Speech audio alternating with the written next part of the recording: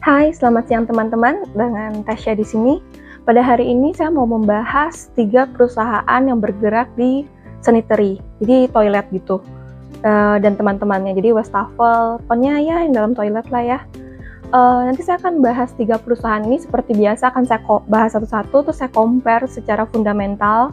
Fundamental yang saya maksud ini lebih ke rasio-rasionya ya. Nanti saya pakai aplikasi Stockbit buat membandingkan. Dan nanti saya akan kasih kayak kelebihan kekurangannya secara angka, dan saya akan kasih tahu juga saya lebih prefer perusahaan yang mana gitu. Walaupun berarti 2 perusahaan yang lain bukannya jelek ya, tapi lebih ke lebih ke subjektif sih, saya lebih suka saham itu misalnya kayak gitu. Semoga video ini bermanfaat. Bila bermanfaat, please like dan subscribe. Terima kasih. Untuk yang pertama itu adalah APII, Arita Prima Indonesia. Jadi kalau dari grafik 5 tahun terakhir, harga sekarang sih lumayan menarik ya. Siapa tahu ntar dia balik ke 240, 270. Kalau untuk profilnya, dia itu bergerak di bidang impor, distribusi, dan servis untuk valve fitting dan kontrol. Terus kepemilikan masyarakatnya itu 22,52%. Lalu untuk laporan keuangannya sendiri tahun 2022 sekitaran tuh sama dengan tahun 2021. Agak menurun dari tahun 2022. Kalau untuk current book value-nya itu 335, itu current price to book value-nya 0,57. Jadi seperti kalau dari book value-nya itu diskonnya 43%. Terus earning per share-nya 18, sehingga PE-nya itu 10,53. Ini lumayan oke sih, kalau secara laporan keuangannya ya. Untuk dividennya sendiri, 2015, 16, 17 itu sekitar 3-6 rupiah, sampai 5,94. Terus dari 2018 ke atas belum pernah bagi dividen, jadi kita mungkin tidak akan mengharapkan dividen dari perusahaan ini. Perusahaan kedua itu Toto. Dia ini bergerak di kayak kalau kalian menggunakan toilet yang mereknya itu Toto, ya inilah perusahaannya. Terus dia itu kepemilikan masyarakatnya 7,54%, jadi ini kurang liquid sih. Kepemilikannya masyarakatnya agak kecil. Dari harga sahamnya sendiri dibandingkan tahun-tahun lalu sih udah ada peningkatan yang lumayan ya. Untuk laporan keuangannya tahun 2022 ini mengalami peningkatan yang cukup signifikan dibandingkan 2021. Untuk current book value-nya itu 205. Itu current price to book value-nya 1,27, jadi sudah melebihi harga book value-nya. Current PE-nya 8,7. Ini bagus sih, kalau di bawah 10 kan lumayan oke sih. Cuman kalau untuk dari current book value-nya termasuk udah overpriced. Oh ya, terus debt to equity ratio 0,13, jadi utangnya lumayan kecil sih, 13% dari total modal. Kalau Toto sendiri tahun 2022 dia bagi dividennya itu 7, 2021 5. Dia bagi 2 kali dividennya di 2021. Di 2030 juga 2020 juga itu dia bagi 1 kali, Rp3. 2019 dia bagi 2 kali. Berapa kali ya? Ya 2019, 2018 2 kali. Jadi kayaknya sebenarnya dia lumayan rutin bagi 2 kali dividen ya. Jadi ada kemungkinan di Desember dia akan bagi dividen lagi gitu kalau untuk Toto. Kalau kita lihat dari tahun lalu dijumlahkan ini kan sekitar Rp10. Dividennya sekitar 4%-an ya. Ya sekitar 4%-an sih. Kurang lebih 1 tahun kalau dijumlahin. Jadi kayak tergantung, soalnya lumayan ini sih.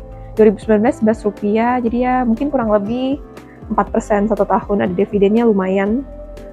Kalau SPTO ini publiknya kepemilikannya 40%.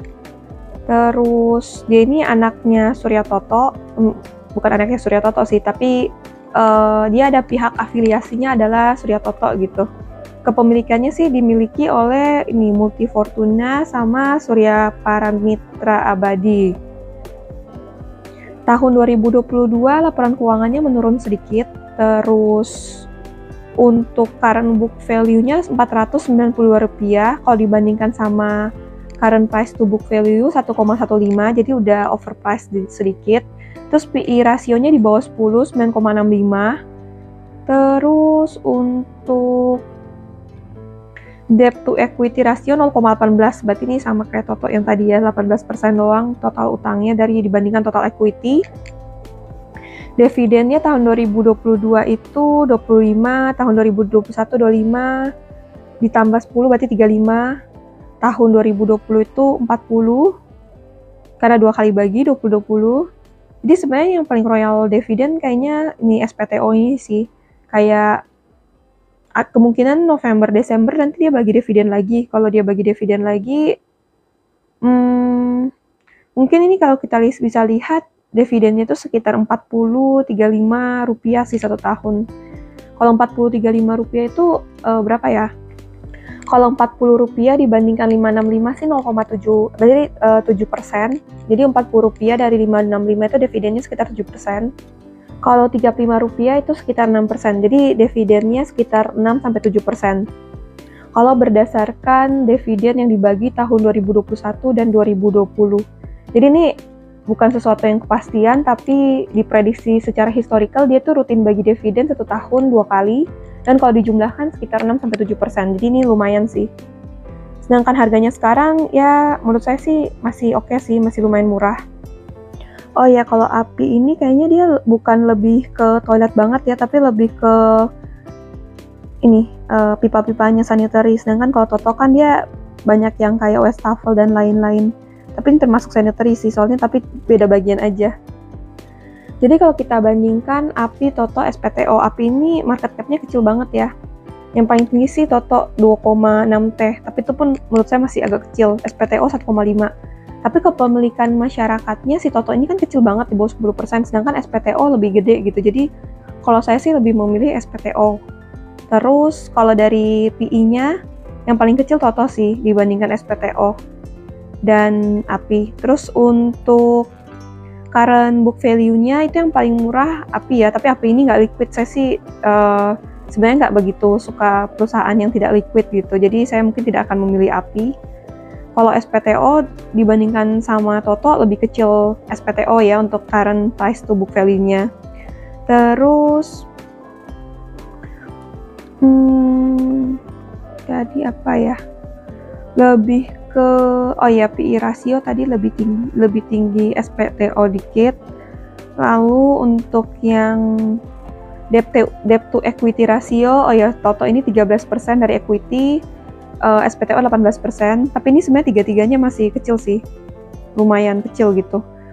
Terus untuk dividen yield-nya ini SPTO lebih tinggi ya, di sini sih dicatatkan 8,77% SPTO, Toto 4,58%. Jadi secara keseluruhan saya ini belum membeli perusahaan yang bergerak di sanitary. Tapi SPTO ini termasuk watchlist saya yang udah cukup lama gitu. Jadi kalau saya sih lebih prefer SPTO ya, karena kepemilikan masyarakatnya 40%. Terus untuk dividennya juga lumayan ya, rutin ya. Jadi kalau misalnya seandainya harga sahamnya di situ-situ aja, kita bisa mengharapkan dividennya, dan dividennya tuh lumayan tinggi ya, bisa 6-7%, maksudnya lumayan oke lah gitu. Video ini bukan ajakan buat beli atau jual, tapi lebih ke edukasi. Bila kalian suka, please like dan subscribe. Terima kasih.